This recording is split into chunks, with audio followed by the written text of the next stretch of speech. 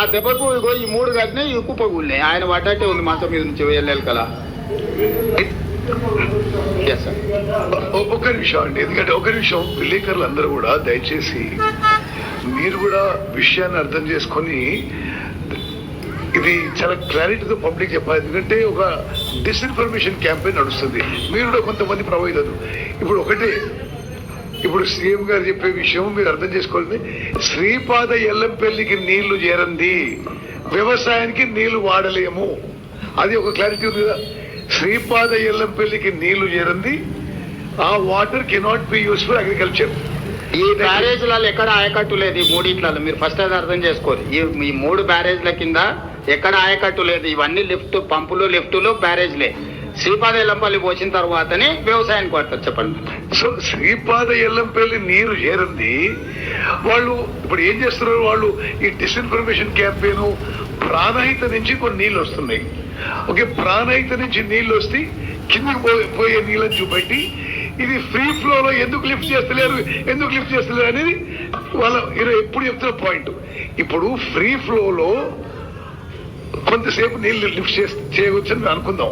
Okay, ఏడికి lift చేయలేరు? Sripada Yellampalli lift చేయలేవు కదా.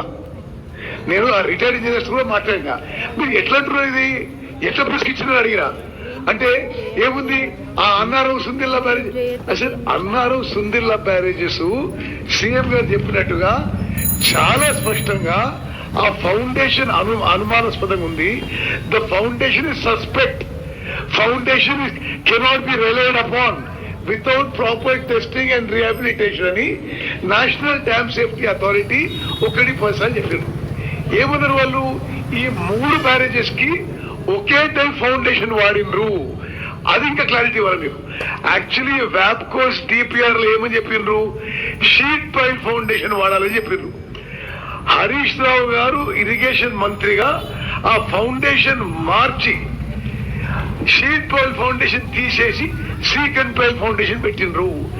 ఇప్పుడు national dam safety authority who are the leading body on dams and well the country, వాళ్ళు ఏమన్నారు, మేడిగడ్డకైతే ఎందుకైతే ఈ సీకన్ పైల్ ఫౌండేషన్ సస్పెక్ట్ ఉందో ఇదే ఫౌండేషన్ అన్నారం సుందిలో కూడా ఉంది, ఆ బ్యారేజెస్ కూడా సస్పెక్ట్ ఉన్నాయి.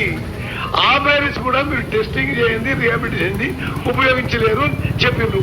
వాళ్ళు ఎప్పటికీ కూడా ఆ ప్రాణహిత నుంచి వస్తున్న కొంత నీళ్ళని ఫ్రీ ఫ్లో చూపెట్టి ఇది ఫ్రీ ఫ్లో ఎందుకు లిఫ్ట్ చేయరు.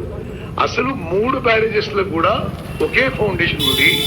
మరి అన్నిటికీ టెస్టింగ్ జరుగుతున్నాయి, అన్నిటికీ రిహాబిలిటేషన్ జరుగుతున్నాయి. మరి ముఖ్యమంత్రి గారి తరఫున నా తరఫున చెప్తున్నదంటే మాకే రాజకీయ దురుద్దేశం లేదు. ఇది తప్పనిసరిగా కాళేశ్వరం ప్రాజెక్టులో అవినీతి జరిగింది, లూటీ జరిగింది, అవన్నిటికీ వేరే ప్రక్రియ జరుగుతుంది. Judicial commission, CBI.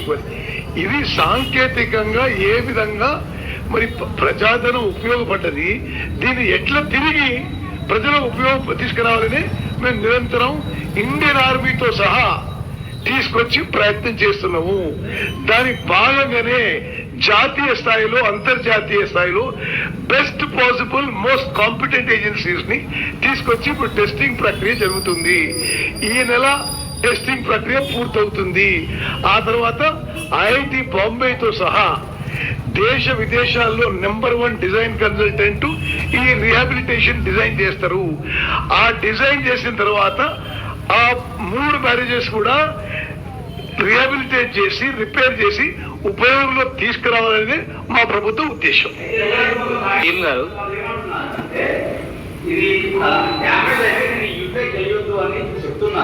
ఇది తెలివి ఎక్కువతో మాట్లాడటం.